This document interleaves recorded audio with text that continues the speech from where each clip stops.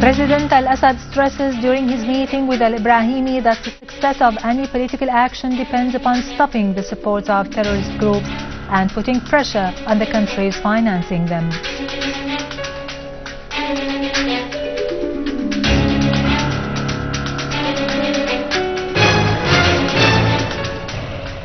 The Syrian Arab Army eliminates dozens of terrorists in the countryside of Damascus, Idlib, Aleppo and Homs.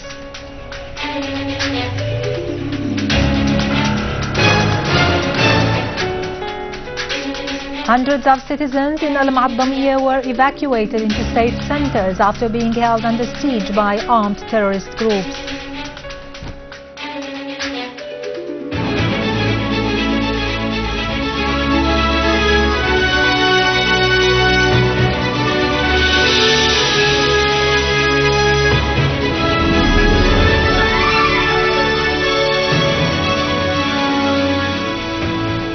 Good afternoon, ladies and gentlemen, and welcome to our news for today. President Bashar al-Assad today received Lakhdar al-Ibrahimi, the UN Secretary General's special representative, and the delegation accompanying him.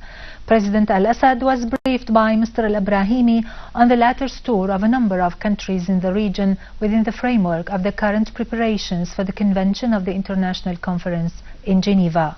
President al-Assad affirmed that the success of any political solution depends on halting the support offered to the terrorist groups and pressuring the states that sponsor such groups and facilitate the entrance of terrorists and mercenaries into Syria and present to them funds, weapons and all forms of logistic support.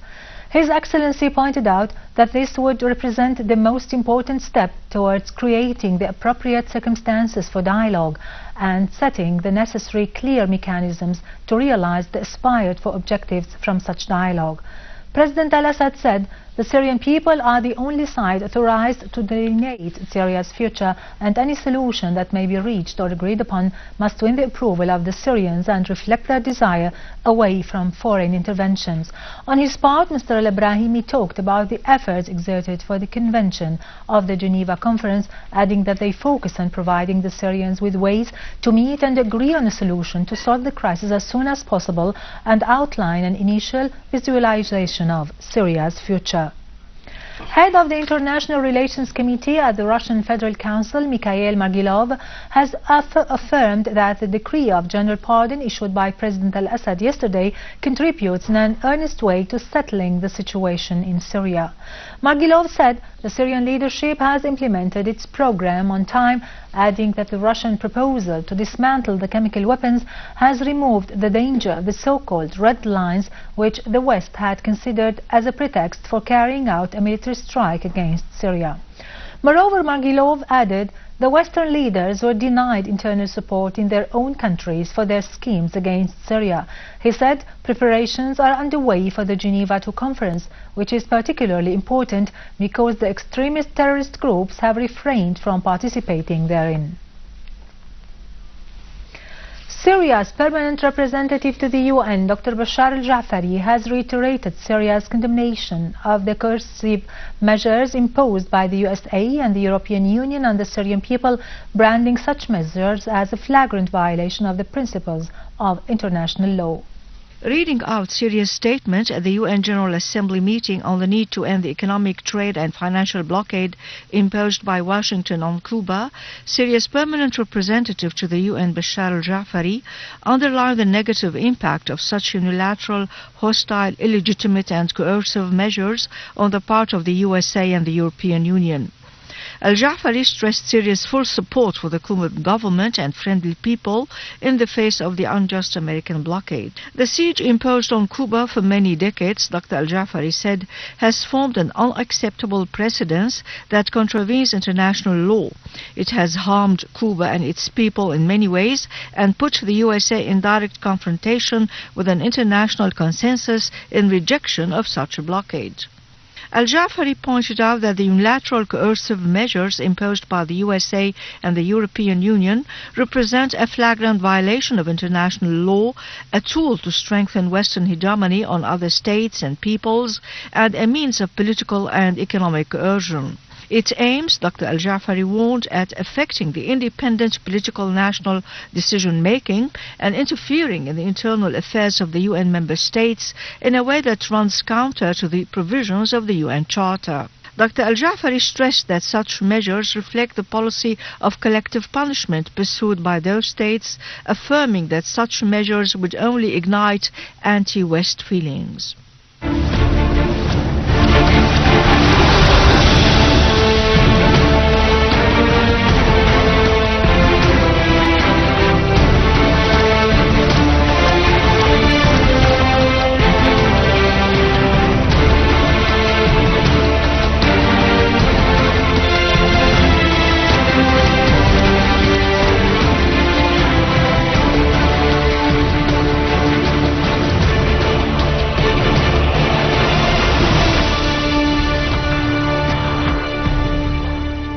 Welcome back. In Damascus countryside, the Syrian Arab Army eliminated a terrorist gang which attacked a military point in Khan al-Sheikh farms, killing and injuring dozens and confiscating their weapons.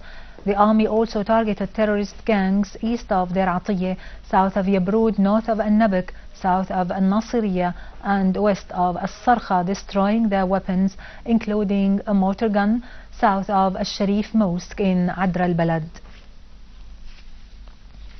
In Al-Ma'addamiyah city in Damascus countryside, the Ministry of Social Affairs, in cooperation with Damascus Governorate, evacuated hundreds of women and children who were detained by terrorists under the threat of force. They have been transported to refugee centers and provided with medical and humanitarian support. The Minister of Social Affairs, Dr. Kinda Al-Shammat, described the situation in Al-Ma'addamiyah as being tragic due to terrorist acts perpetrated by the gunmen and the siege they imposed on the residential areas. The people of Al-Ma'addamiyah expressed their gratitude for the evacuation operation and thanked the Syrian Arab Army for helping them to get out of the horrible siege imposed upon them. They described the situation as being very tragic due to the lack of food and medicine. In Homs, a terrorist gang attacked the village of Shallouh in Tel Kalakh countryside, committing a massacre in which 13 citizens were killed. In Aleppo countryside, the Syrian Arab Army confronted an armed terrorist group which tried to attack the cities of Nubbul and Al-Zahra and foiled an infiltration attempt into Salah ad-Din neighborhood. Syrian Arab Army units destroyed terrorist gatherings and confiscated their weapons north of Al-Ramoun, Al-Sfera and the central prison surroundings. In Idlib suburbs, the Syrian Arab Army has eliminated terrorist groups linked to the so-called Ahrar al-Sham and Al-Abbas Brigade in Jabal al-Arba'in in Ariha. Among the killed, the deputy leader of the so-called Al-Abbas Brigade, Yahya Abu al-Munzir, as well as Muhammad Jnaid and Mahmoud Abu al-Munzir were identified. The Syrian Arab Army also killed 10 terrorists and injured others west of the city of Idlib. It destroyed 2 vehicles loaded with weapons and ammunition. On the other hand, several terrorists were killed or injured during clashes between 2 terrorist groups, which caused the explosion of 4 tanks filled with stolen diesel in Ma'arrat al-Nasan near Taftanaz.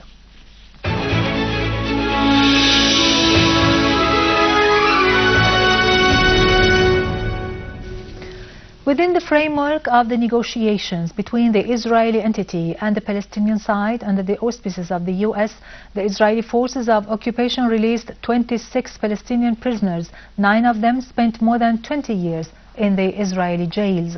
This is the second batch of released prisoners, following the first one, which took place last August, in which 26 other Palestinian prisoners were released. The huge crowds in the Palestinian streets received the released prisoners by official and public celebrations, which were so massive at Beit Hanun crossing, which leads to Gaza Strip, where 5 freed prisoners crossed from. The other prisoners arrived at the headquarters of the Palestinian Authority in Ramallah. Finally, a few hours after the release of the Palestinian prisoners, the Israeli occupation authorities announced a new settlement scheme to build 1,500 housing units in the occupied Jerusalem. The new scheme came after approving last June a plan to construct 69 settlement units in Abu Ghneim mountain. Meanwhile, Israeli occupation bulldozers started to demolish a residential building in the town of Beit Hanina, north of the holy city.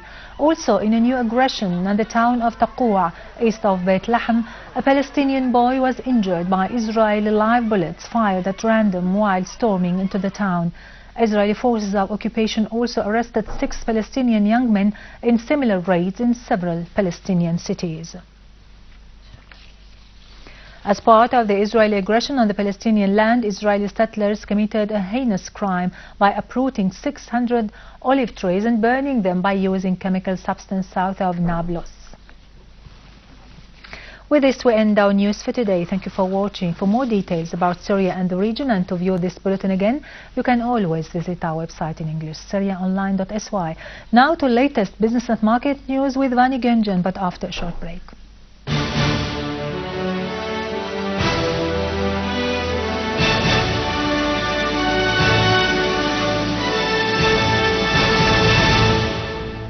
Good afternoon. The Ministers of Agriculture, Labour and Social Affairs decided to form a joint technical committee to develop and support the rural families. The Minister of Labour asserted the importance of cooperating with other ministers to develop a plan to improve the sustainable farming in order to increase the income of the rural families. The Minister of Oil asserted the importance of providing the local markets with petroleum, noting that there is still relative stability in the production of gas due to the efforts exerted to deal with any repercussions. The minister added that the import of crude oil since the beginning of the year reached about $1,730 billion. The Ministry of Agriculture affirmed that the government support of the agricultural sector will help develop the production plan of the current and upcoming seasons. Moreover, the ministry is working on providing the farmers with the agricultural lands. The ministry added that it is ready to cooperate with other ministries to protect the natural resources.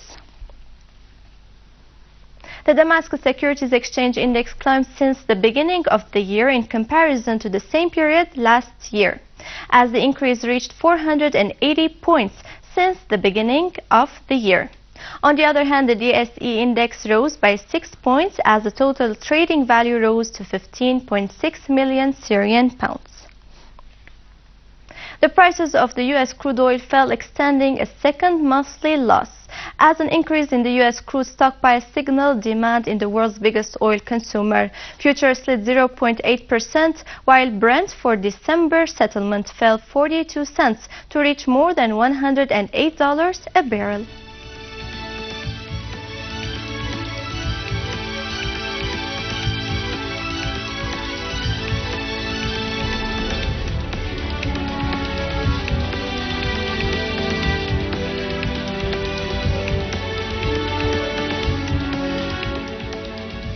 U.S. stocks ended at record highs after economic data supported views that the Federal Reserve would keep its stimulus intact for several months. On the other hand, European stocks rose to their highest level in more than 5 years.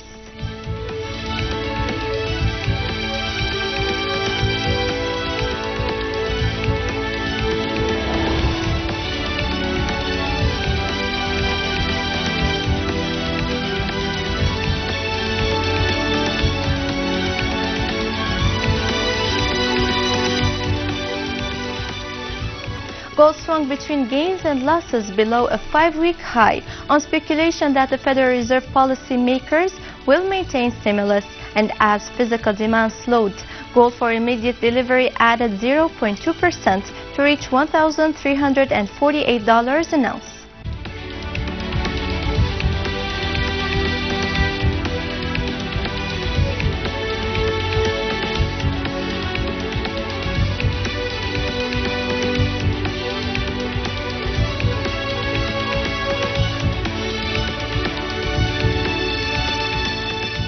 The dollar held a 3-day gain against the yen amid speculation that the Federal Reserve policymakers will defer from slowing monetary stimulus when they conclude a meeting today.